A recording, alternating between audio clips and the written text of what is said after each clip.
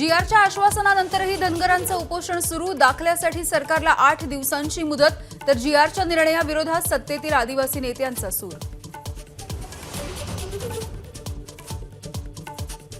मनोज जरांगेंचं मध्यरात्रीपासून 6व्यांदा आमरण उपोषण। यंदा शेवटची संधी म्हणत फडणवीसांना इशारा, तर भुजबळांवरही साधला निशाणा।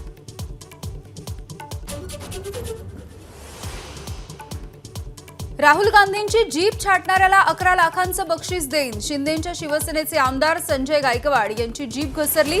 काँग्रेस नेत्यांच्या तक्रारीनंतर गुन्हा दाखल।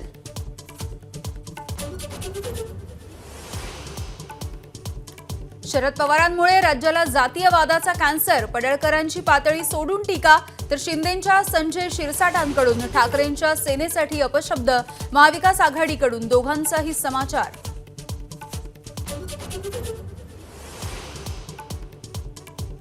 महायुतीमध्ये स्ट्राईक रेट आणि जिंकण्याची क्षमता हाच निकष। अनौपचारिक गप्पांमध्ये मुख्यमंत्री शिंदेंची माहिती। दिवाळीच्या नंतर महाराष्ट्रामध्ये 2 टप्प्यात विधानसभेचा बार।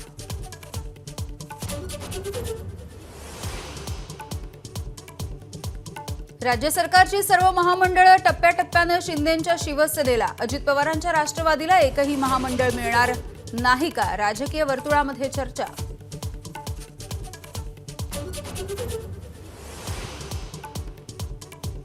कोकणात विधानसभा निवडणुकीतही महायुतीमध्ये वादंग होण्याची शक्यता। नव्या एमआयडीसीच्या घोषणेवरून भाजपचे माजी आमदार बाळ माने यांचे उदय सामंतांवरती गंभीर आरोप।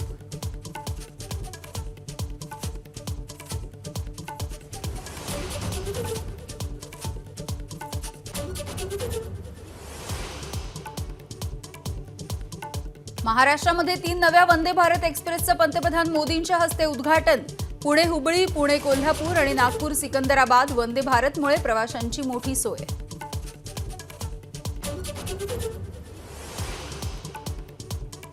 पुण्यातील गोखले इन्स्टिट्यूटच्या कुलगुरू पदावरून डॉक्टर अजित रानडेंना काढल्यावरून राज ठाकरेंची टीका। अनुभवी लोक शिक्षण क्षेत्रामध्ये नको आहेत का? राज यांचा सरकार आणि यूजीसीला सवाल। निर्यात शुल्कामध्ये कपात करूनही कांद्याचा वांदा कायम। जेएनपीटीच्या सिस्टीममध्ये बदल न झाल्यामुळे शेकडो ट्रक कांद्याची निर्यात रखडली।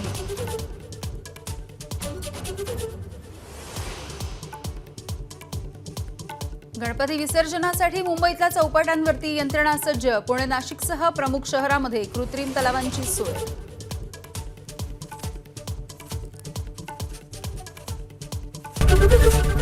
एबीपी माझा, उघडा डोळे बघा नीट।